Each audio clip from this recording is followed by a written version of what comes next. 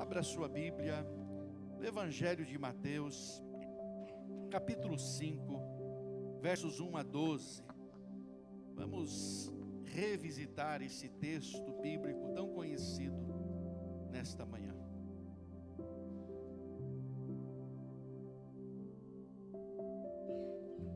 Mateus capítulo 5, versos 1 a 12. As crianças de 4 até a idade de 11 anos, que é a classe dos embaixadores e dos joinhas, podem sair. As professoras, lá atrás, lá atrás está a professora.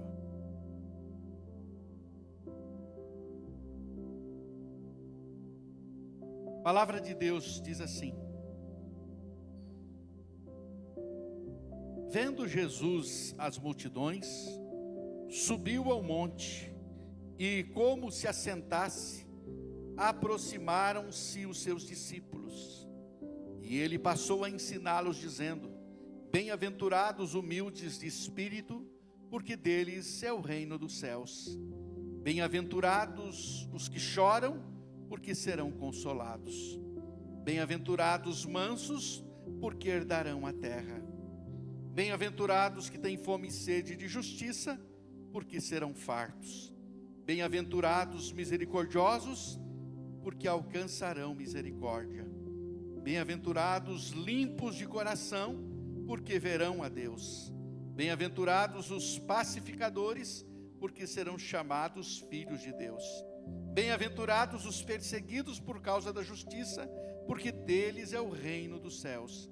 Bem-aventurados sois quando por minha causa vos injuriarem e vos perseguirem, e mentindo disserem todo mal contra vós. Regozijai-vos e exultai, porque é grande o vosso galardão nos céus, pois assim perseguiram os profetas que viveram antes de vós. Amém. Obrigado, Senhor, por tua palavra santa, bendita e operosa. Que ela tenha livre curso esta manhã. Que possamos estar, Senhor, totalmente abertos para o agir da tua palavra. E que haja nesta manhã, Senhor, edificação, inspiração e transformação para a glória do nome de Jesus. Amém. Obrigado, irmãos, podem assentar.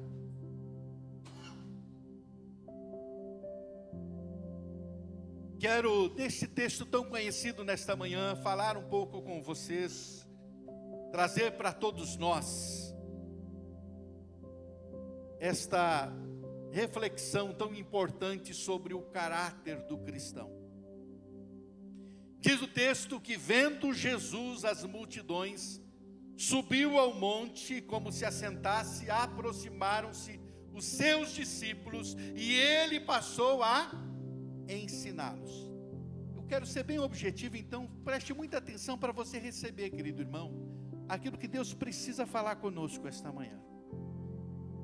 Muitos comentaristas sugerem que Jesus deliberadamente subiu ao monte para ensinar, a fim de traçar um paralelo entre ele e Moisés. Moisés recebeu a lei no monte Sinai, e Jesus sobe ao chamado Monte das Bem-aventuranças, o local tradicional do sermão, junto às praias no norte do lago da Galileia, lago de Genezaré, chamado de Mar da Galileia. Ele sobe também aquele monte, não para trazer a lei, mas para trazer a sua explanação da lei, para mostrar de fato o que a lei estava dizendo. E você vai perceber no sermão que ele vai sempre dizer, isso diz a lei e os profetas, e ele vai sempre nos exortar a ir além na sua explanação, no seu ensino. Embora fosse maior que Moisés, e a sua mensagem, a mensagem do evangelho e não da lei, a sua mensagem foi mais de boas novas, de que é possível viver os princípios da palavra de Deus, do que estabelecer algo por obrigação às pessoas. Jesus está mostrando essa possibilidade.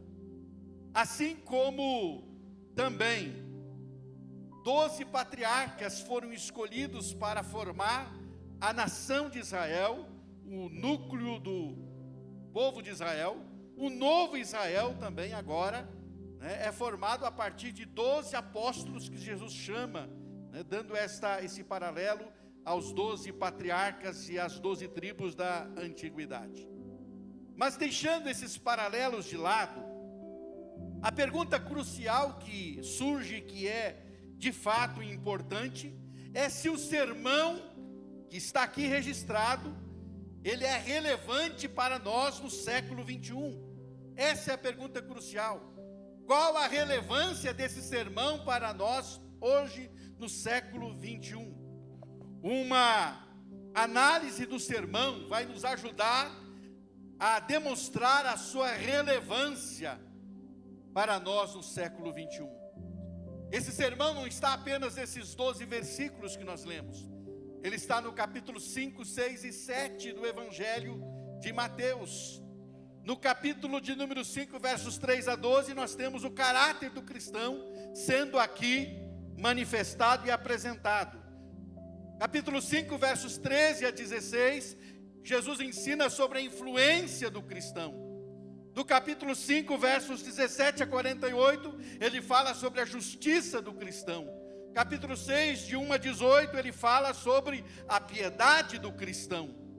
No capítulo 6, do 19 ao 34, ele vai falar sobre a ambição do cristão. E o capítulo 7, versos 1 a 20, ele vai falar sobre os relacionamentos do cristão. John Stott, escritor inglês, já partiu para a eternidade, ele escreveu em seu livro Contra a Cultura Cristã, que o Sermão do Monte vai contra tudo o que o mundo prega e vive. O Sermão do Monte contraria tudo o que o mundo prega e o que o mundo vive. Por isso, ele é uma contracultura, porque ele vai contra a cultura do nosso tempo, mas não só do nosso tempo, contra a cultura secular de todos os tempos. Uma segunda pergunta que surge é: esse sermão é prático? Dá para praticar o que Jesus ensinou aqui? É possível viver isso? Aqui tem coisas que Jesus falou que é muito difícil. É possível viver o sermão? Ele é prático? E aí surge a resposta, que é a seguinte: ele é prático, ele é possível ser vivido, desde que você e eu tenhamos experimentado o novo nascimento. Esse sermão é para discípulos nascidos de novo. Preste atenção que o texto diz que Jesus viu as multidões, subiu ao monte, se assentou. E aí o texto vai dizer que aproximaram-se dele quem? Os discípulos. Quem se aproximou? Os discípulos. O alvo principal de Jesus nesse sermão não é a multidão. O alvo principal são os discípulos. E pressupõe-se que discípulos de Jesus são pessoas nascidas de novo, com uma nova natureza. E essa nova natureza nos possibilita viver como cidadãos do reino de Deus, queridos irmãos. Por isso, quando alguém diz é muito difícil para alguém que ainda não nasceu de novo, de fato. Mas quando você experimenta o novo nascimento, os princípios ensinados por Jesus são possíveis. Por quê? Porque como cidadãos do reino de Deus, ele apresenta a constituição do seu reino. O alto padrão que ele estabeleceu só é apropriado para pessoas nascidas de novo. Quem não é nascido de novo, diz isso aqui, é apenas uma teoria, não dá para viver, ou está muito acima daquilo que um ser humano normal pode viver. Um nascido de novo pode viver, porque o nascido de novo tem dentro de si a pessoa do próprio Deus, o Espírito Santo, que habita no seu coração. É Ele que trabalha, é Ele que dá a condição de você e eu vivermos os princípios do reino de Deus. Portanto, o discípulo nascido de novo só se identificará verdadeiramente com Cristo se ele possuir essas características também. As bem-aventuranças definem o caráter do cristão. E preste atenção no que eu vou dizer, meu querido irmão. Não existem 8 grupos específicos. Ah, eu estou no grupo dos mansos. Ah, eu estou no grupo dos misericordiosos. Ah, eu estou no grupo daqueles que têm fome e sede por justiça. Não.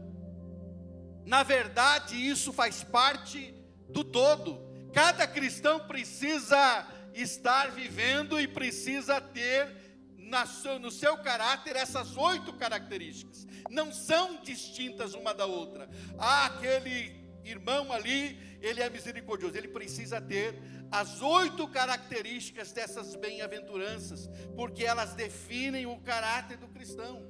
Essa é a verdade. Ah, alguns são mansos, outros são misericordiosos, outros são chamados para suportar perseguição.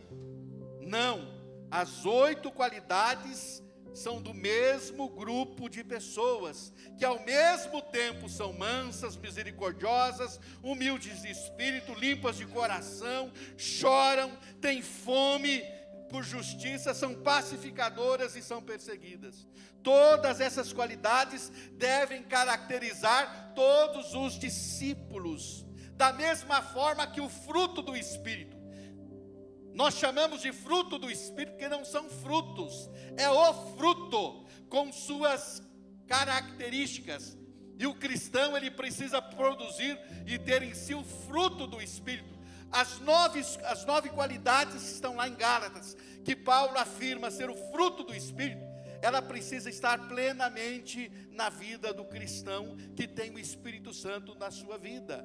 Ou seja, ah, eu sou bondoso, mas eu não sou uma pessoa mansa. Ah, eu sou manso, mas eu não tenho amor. Não existe isso. O fruto é um só. Não tem como você dissociar uma parte dele. Você tem que desenvolver todo o fruto do Espírito. Assim também, as características das bem-aventuranças, elas nos revelam o caráter do cristão. E todas essas 8 bem-aventuranças vão definir que assim deve ser o caráter, não de alguns, mas de todo cristão nascido de novo, querido irmão. Por isso, na verdade, Cristo menciona, essas 8 características que descrevem o ideal e a receita de Jesus para a felicidade humana, para alcançar o padrão divino. Cada pessoa que a possui, Jesus declara como bem-aventurada. A palavra grega para isso é makarios, que significa feliz, ou mais do que feliz. Diversos comentaristas têm explicado que essas palavras constituem a receita de Jesus para a felicidade humana. E gostei muito do que este escritor chamado Ernest Ligon, que escreveu um livro, A Psicologia da Personalidade Cristã, ele diz o seguinte, ele vai dizer o seguinte: do ponto de vista de saúde mental, ou da saúde mental, o erro mais significativo que se tem cometido interpretando esses versículos de Jesus, nas bem-aventuranças, foi deixar de perceber a primeira palavra de cada um deles. Felizes, no seu ponto de vista, constituem a teoria de Jesus sobre a felicidade.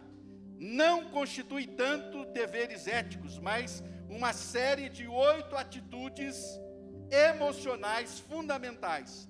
O homem que reagir ao seu ambiente com esse espírito terá uma vida feliz, pois terá descoberto a fórmula básica para a saúde mental. Ele está dizendo que o ser humano que viver esses princípios das bem-aventuranças, ele vai encontrar uma saúde mental equilibrada e se sentirá plenamente feliz. Jesus não está declarando como se sentirão felizes. Olha o texto e você vai descobrir. Ele não diz assim: serão muito felizes os que choram. Serão muito felizes aqueles que são mansos. Não, ele não diz isso. Ele está declarando que são felizes, não que serão. Ele diz felizes. Ele não diz assim: serão felizes os que assim fizerem. Ele está declarando que são felizes, por causa do que Deus pensa sobre elas e por causa do que Deus faz sobre elas. Por que elas são felizes? Porque possuem o reino dos céus, porque herdarão a terra, porque choram e são consolados, porque são famintos, mas são satisfeitos, porque recebem misericórdia, porque veem a Deus, porque são chamados filhos de Deus, e porque a sua recompensa celestial é grande. Então não serão, são felizes. É aqui a declaração de Jesus, não é para o futuro, é para o presente. É isso que ele está dizendo. E exatamente como as 8 qualidades descrevem cada cristão, traz em si, em seu bojo, essa plena felicidade que Jesus aqui está nos ensinando. Agora é preciso que nós entendamos como Jesus descreve esse caráter cristão. E eu quero rapidamente passar sobre isso com vocês, nesse texto tão conhecido. Quais são os aspectos desse caráter do cristão que precisamos possuir? Quais são esses aspectos? Estão aí nas bem-aventuranças, né? O primeiro aspecto desse caráter é humildade. O cristão, ele precisa ter humildade de espírito. Em Lucas, falando do mesmo texto, Lucas vai usar o termo pobre de espírito. Qual é a diferença para humilde e para pobre? Na verdade, Lucas, eu creio que enfatiza mais a pobreza de espírito, ou seja, a condição espiritual do ser humano. Ser pobre de espírito, ser humilde de espírito, é reconhecer a sua pobreza espiritual, ou falando claramente, a nossa falência espiritual diante de Deus.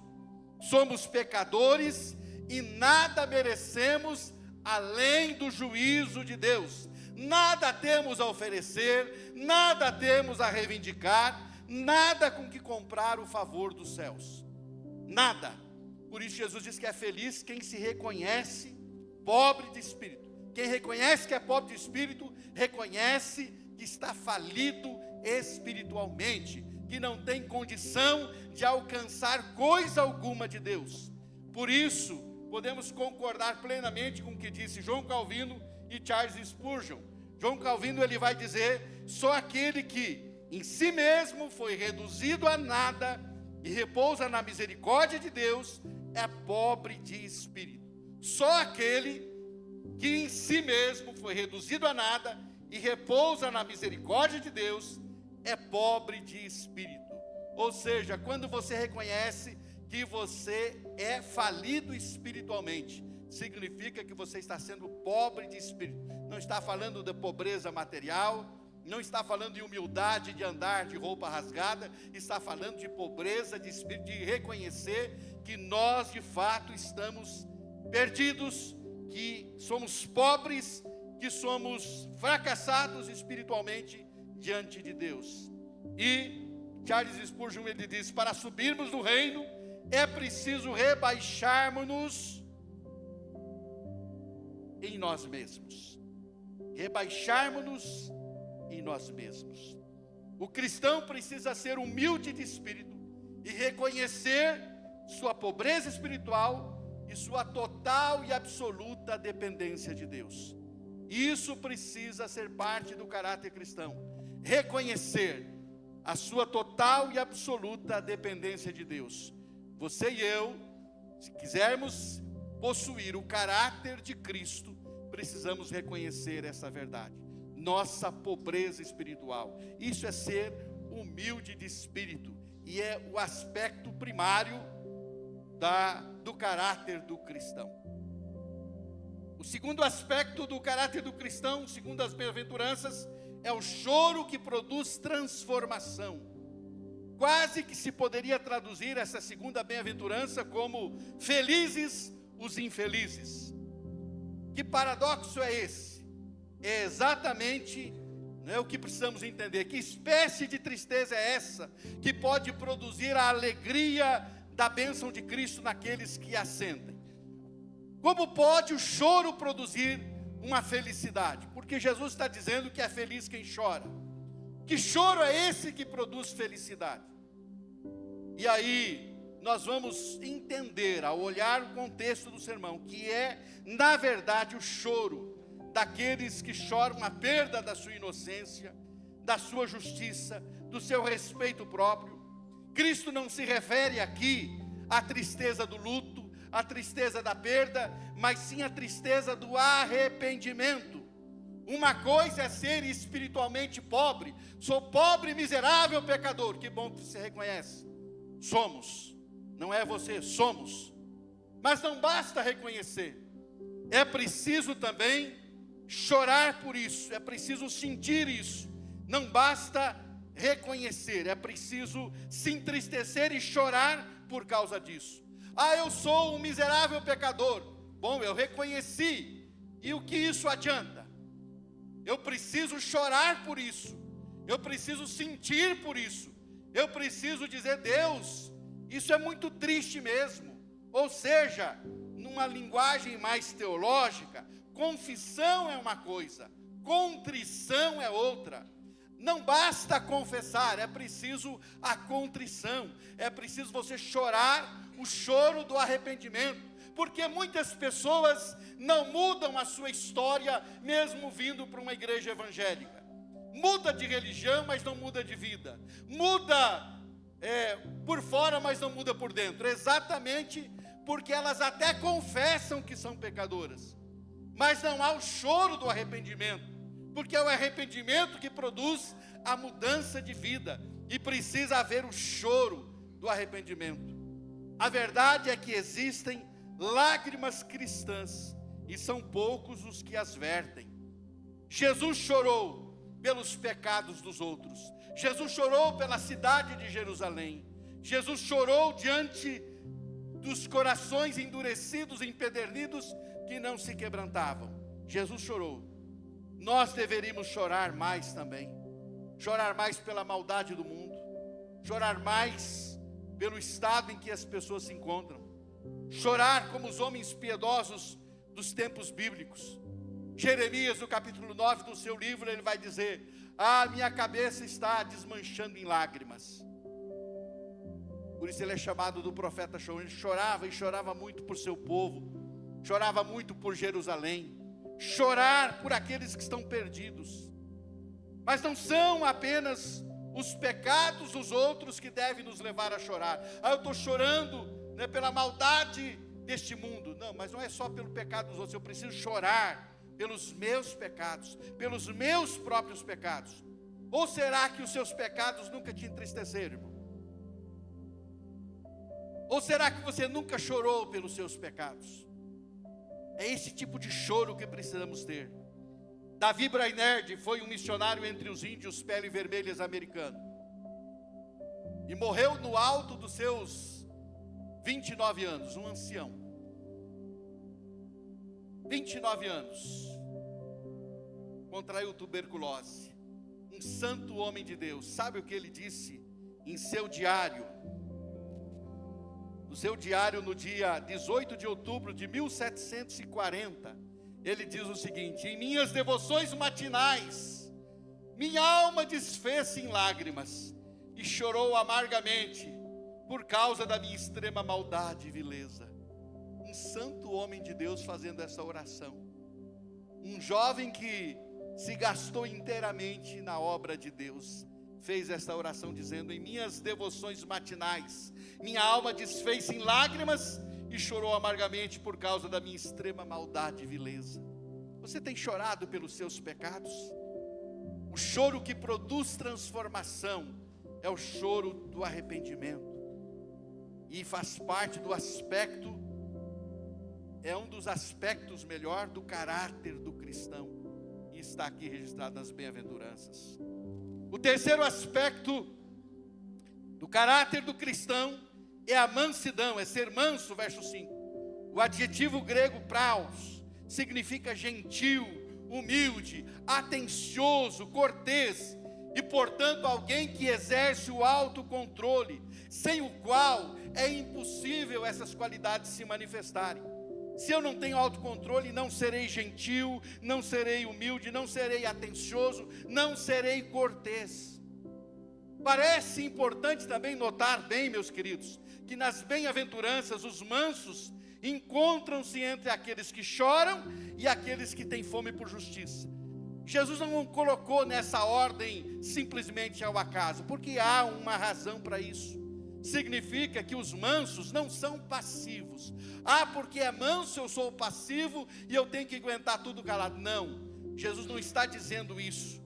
Jesus está nos ensinando, né, que a forma particular de mansidão que Ele está fazendo, que Ele exige dos seus discípulos, está exatamente relacionada com esta sequência. Por quê? Porque os que choram os seus pecados, né, não são passivos. É gente que abre a boca a favor do mudo, que abre a boca a favor do necessitado. Essas pessoas mansas, Jesus acrescentou, herdarão a terra. Era de se esperar o contrário. Aí no mundo, por isso, o Sermão do Monte é uma contracultura, né, contra a cultura desse mundo. Por quê? Porque aí nesse mundo, a frase que a gente ouve com frequência, para quem quer conquistar alguma coisa é: quem pode mais, chora menos. Essa é a lei aí de fora. Mas agora, no reino de Deus, não é os fortes, os poderosos que herdam a terra, mas são os mansos que herdam a terra. Aqueles que têm autocontrole são os que herdam a terra. E gostei muito daquilo que John Stott escreveu a respeito. Ele diz o seguinte: achamos que as pessoas mansas nada conseguem porque são ignoradas por todos, ou então são tratadas com descortesia ou desprezo. São os valentões, os arrogantes que vencem na luta pela existência. Mas a condição pela qual tomamos posse de nossa herança espiritual em Cristo não é a força, mas a mansidão, pois tudo é nosso se somos de Cristo. Se somos de Cristo, tudo é nosso. Por isso os mansos herdam a terra, porque a terra é dele.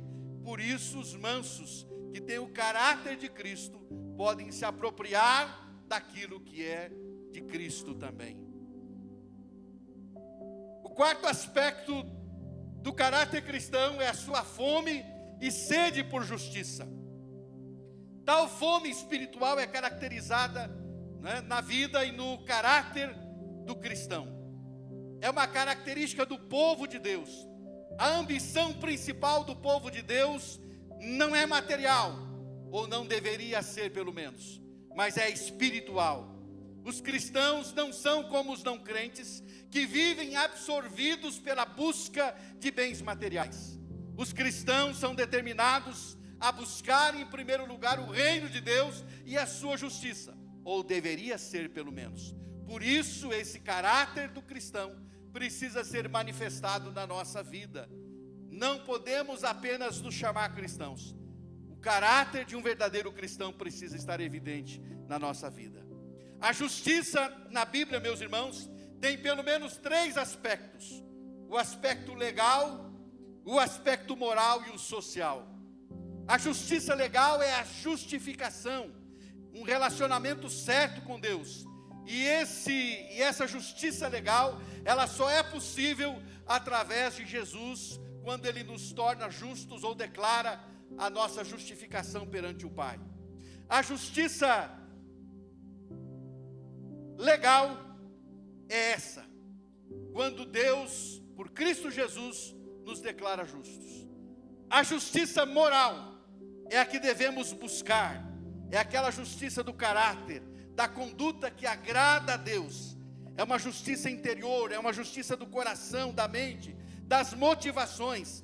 É destas que devemos sentir fome e sede. E a justiça social, conforme aprendemos com os profetas do Antigo Testamento, com a lei de Deus, refere-se à busca pela libertação do homem da opressão, junto com a promoção dos direitos civis, da justiça nos tribunais, da integridade nos negócios, da honra no lar, nos relacionamentos familiares. Então os cristãos estão empenhados em sentir fome de justiça em toda a comunidade humana, para agradar a um Deus justo. A sequência aqui é lógica, meus queridos irmãos, no Sermão do Monte. Nós temos de ser humildes de espírito, reconhecendo a nossa total falência espiritual diante de Deus. Depois temos que chorar por nossos pecados, por nossa corrupção, por nossa natureza decaída, pelo pecado que gera morte, E aí vamos descobrir que a mansidão faz parte desse processo, né, de transformação, ser humilde e gentis para com os outros, permitindo que a nossa pobreza espiritual, né, na verdade, seja manifesta através das nossas atitudes e relacionamentos, confessando e chorando, e que essa atitude de chorar nos leve a ter fome, não só lamentar pelo pecado, reconhecer isso, mas buscar a justiça, porque é assim que procede aquele que é nascido de novo. A confissão de pecados deve levar sempre à fome de justiça. O quinto aspecto do caráter do cristão é a misericórdia. O cristão precisa ser misericordioso. Misericórdia, meus queridos, é a compaixão pelas pessoas que passam necessidades. E não é apenas necessidade do pão de cada dia. Qualquer tipo de necessidade, a compaixão que deve mover o cristão. A graça concede alívio, a misericórdia concede perdão. A graça cura e ajuda, a misericórdia purifica e reintegra. A justiça clama por castigo, mas a misericórdia, ela concede perdão.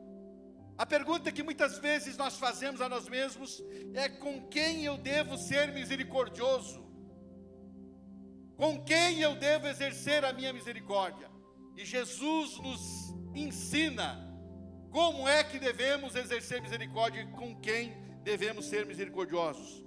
Na parábola do bom samaritano, ele nos ensina que precisamos ser misericordiosos com todos indistintamente. Jesus não perguntou, o samaritano da parábola de Jesus não perguntou para aquele que estava assaltado à beira do caminho qual era a sua naturalidade, qual era a sua nacionalidade. Não perguntou se era pobre, se ele tinha recurso ou não. Ele simplesmente parou e ajudou o necessitado. Jesus nos ensina que a misericórdia deve ser exercida para com todos indistintamente. Mas aquele não merece que eu exercite misericórdia. Jesus não está dizendo que é para você escolher a quem exercer misericórdia. Ele está dizendo que aquele que tem o caráter de um verdadeiro discípulo é alguém que exercita a misericórdia indistintamente. É isso que ele nos ensina. E na parábola do credor incompassivo, ele nos ensina que devemos ser misericordiosos por causa da misericórdia de Deus para conosco. Ou seja, nós perdoamos, nós exercemos misericórdia, porque Deus é misericordioso para conosco. Não é bom ser alvo da misericórdia de Deus? Não é bom sermos alcançados pela misericórdia de Deus? E Ele não olhou para você de uma forma a dizer: eu acho que você não merece. Ele simplesmente foi misericordioso para com a sua vida, assim como foi misericordioso para com a minha vida também. Por isso, misericórdia é também outro aspecto do caráter de um cristão nascido de novo, e por isso está nas bem-aventuranças, feliz aquele que assim procede. O sexto aspecto, nas bem-aventuranças, que denota para nós o caráter cristão, é o ser limpo de coração, a pureza de coração. Fica imediatamente óbvio para nós a palavra aqui do coração, o que ela está indicando, que tipo de pureza é. Não é uma pureza cerimonial. O que é uma pureza cerimonial? A pureza cerimonial é a pureza do exterior, é a pureza que vê o lado de fora. A pureza do coração indica essa pureza interior, qualidade daqueles que foram purificados da imundícia moral, em oposição à imundícia cerimonial, meus queridos. Jesus condenou os fariseus porque eles limpavam por fora, mas eram sujos por dentro. E ele vai dizer: vós, fariseus, limpais o exterior do copo e do prato, mas o vosso interior está cheio de rapina e perversidade. Eles eram como sepulcros caiados, que por fora mostram-se belos, mas por dentro estão cheios de hipocrisia e iniquidade. Mais precisamente, a referência primária de Jesus aqui é a sinceridade do coração. Ser limpo de coração é ser sincero de coração, é não ter segundas intenções, Essa é a referência primária de Jesus aqui. Seu relacionamento com Deus, o seu relacionamento com o homem, está livre de falsidade. Portanto, os limpos de coração são os inteiramente sinceros. Toda a sua vida, pública ou particular, é transparente diante de Deus e diante dos homens. Essa pureza de coração é o que devemos buscar e é o que faz parte também do aspecto do caráter de um cristão. Essa pureza interior, que não é outra coisa senão a sinceridade, a transparência. Sétimo aspecto do caráter do cristão é que ele é, na verdade, um pacificador. Ele é pacificador. Creio que meu slide aqui pulou, né? Mas é um pacificador. A sequência aqui de ideias, limpo de coração para pacificador, ela é natural. Por quê? Porque só quem é limpo de coração, né, pode pacificar conflitos, porque não tem segundas intenções, não tem no seu coração qualquer coisa que não seja a sinceridade e a franqueza. Quando busca a reconciliação, não é algo falso, não é algo para outro ver, mas é algo que parte de um coração sincero e puro. Cada cristão, de acordo com essa bem-aventurança, tem de ser um pacificador, tanto na igreja como na sociedade. Nós somos chamados, meus queridos, para pacificar. Devemos ativamente buscar a paz com todos. A palavra de Deus diz que devemos seguir a paz com todos. E vai dizer que enquanto depender de nós, devemos ter paz com todos os homens. O diabo, ele é agitador. Deus ama a reconciliação. O apóstolo São Paulo, em 2 Coríntios capítulo 5, vai dizer que Deus estava em Cristo, reconciliando consigo o mundo.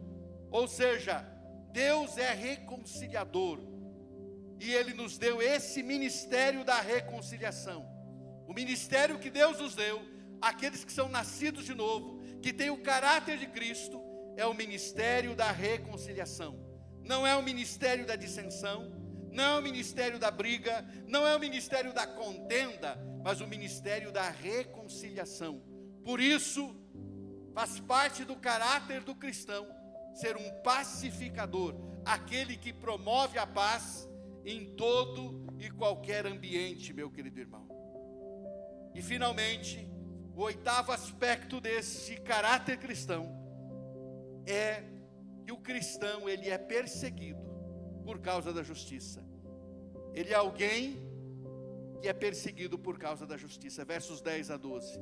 Pode parecer estranho que Jesus passasse dos pacificadores para os perseguidos, nessa obra de reconciliação para a experiência da hostilidade. Jesus passa assim, da obra da reconciliação para a hostilidade. Por que ele faz isso? Porque por mais que nos esforcemos em fazer a paz com determinadas pessoas, elas se recusam a viver em paz conosco. Nem todas as tentativas de reconciliação têm sucesso, porque não depende só de você, não depende só de mim, depende do outro também. A perseguição é simplesmente o conflito entre dois sistemas de valores irreconciliáveis. Ou seja, não tem como você ter paz com o mundo, gente. Com o mundo a gente não tem paz. Com o sistema que aí está, nós não temos paz. Nós procuramos ter paz com as pessoas. Mas mesmo assim, pessoas que não querem abrir mão dos seus valores seculares, dos seus valores mundanos, elas terão dificuldades em ter paz com você, e você não conseguirá ter paz com elas também. Como Jesus esperava que os seus discípulos reagissem a essa perseguição. O que ele vai dizer para nós no versículo 12? Como deveria ser essa reação? Como deve ser a reação daquele que tem no seu caráter essa condição de ser perseguido? Como Jesus espera que eu e você reajamos? No versículo 12 ele vai dizer: regozijai-vos e exultai. Eu gosto muito também, citando mais uma vez John Stott, E eu gosto muito do que ele diz. No seu comentário desse versículo, ele diz: não devemos nos vingar como um incrédulo, nem ficar de mau humor como uma criança, nem lamber nossas feridas em autopiedade como um cão, nem simplesmente sorrir e suportar tudo como um estoico, e muito menos fazer de conta que gostamos disso como um masoquista. Então, como agir? Devemos nos regozijar como um cristão, e até mesmo pular de alegria, porque esse exultar significa isso, pular de alegria. Por quê? Porque em parte, porque Jesus acrescentou, é grande o vosso galardão nos céus. Por isso você deve pular de alegria. Essa é a reação que devemos ter. Mas o motivo principal pelo qual devemos nos regozijar, não é apenas porque nós vamos herdar a terra, vamos herdar os céus, não. Não é apenas porque temos uma recompensa meritória, porque não é uma recompensa meritória, é uma recompensa, né, porque nós temos em nós um caráter transformado, que é produzido por Ele. Então não há mérito em alcançar aquilo que Ele mesmo produz na nossa vida, mas é mais do que isso, é porque denota que nós somos cristãos genuínos. O versículo de número 11 vai dizer, o versículo de número 12 vai dizer na parte B, né, que a perseguição é sinal de que você é um cristão genuíno, autêntico. Por quê? Porque assim perseguiram os profetas que viveram antes de vós. É um atestado de genuidade, de que você é genuinamente um cristão, de autenticidade, quando você é perseguido por causa da verdade, por causa daquilo que é justo. Mas o motivo principal de tudo, pelo qual devemos nos regozijar, é porque nós estamos sofrendo por causa dele. Ele diz isso no versículo 11: quando por minha causa, quando você sofre por causa dele, por aquele que se entregou por você, de forma plena na cruz do Calvário. Essa é a maior razão para estarmos felizes diante da perseguição que sofremos. Não esqueça dessa verdade. Estar no mundo é estar contra a maré e contra a cultura que impera aí. Por isso, ser perseguido por causa disso não é nenhuma novidade. E essa perseguição, ela não é uma perseguição física apenas. Ela é perseguição muitas vezes moral, que tenta de alguma forma nos desestabilizar e roubar a nossa verdadeira felicidade. Meus queridos irmãos, concluindo essa palavra esta manhã, vamos assim dizer, essa visita novamente ao capítulo 5 de Mateus, as bem-aventuranças. Eu quero dizer para você que qualquer pessoa que entre em comunhão com Jesus tem que passar por uma reavaliação de valores. A cultura do mundo e a contracultura de Cristo estão totalmente em desarmonia uma com a outra. Resumindo, Jesus parabeniza aqueles que o mundo despreza. Jesus diz que é bem-aventurado aqueles que o mundo rejeita. Jesus diz que é mais do que feliz aquele que o mundo odeia. Mas a pergunta é: você tem desenvolvido esse caráter cristão? A pergunta é: você se reconhece pobre de espírito? Como eu posso saber se eu não sou, pastor? Quando você começa a querer se justificar dos seus erros, você não está sendo pobre de espírito. O pobre de espírito é aquele que reconhece a sua miséria espiritual. Você chora por seus pecados e pelos pecados dos outros? Há choro na sua vida por causa de pecados? Se você não tem chorado por causa dos seus pecados, ou por causa dos pecados dos outros, nós precisamos chorar. Você tem sido manso e firme ao mesmo tempo? Você tem tido fome e sede por justiça? Você tem sido misericordioso? Você tem sido limpo de coração? Você tem sido um pacificador? Você tem se alegrado quando perseguido por causa daquilo que é certo, por causa da justiça? Esse é o caráter do cristão que precisamos desenvolver. E é isto que gera verdadeira felicidade na vida do cristão. Concluindo, eu quero dizer para você que está aqui essa manhã, meu querido irmão, olha bem aqui para mim. Não fique buscando fórmulas de felicidade, quando ela está bem diante de você aqui. Jesus está dizendo que são felizes as pessoas que desenvolvem esse caráter. E se você nasceu de novo, você não precisa procurar a felicidade em lugar algum, em canto algum, a não ser em desenvolver essas características que são partes de um caráter transformado. Tudo que você precisa para ser feliz. Pastor, o que eu posso fazer para ser feliz? Leia esse capítulo em casa novamente e procure desenvolver essas qualidades que fazem parte do caráter do cristão. Aí você vai descobrir a verdadeira felicidade, porque só é feliz quem tem um caráter transformado e desenvolve essas características na sua vida.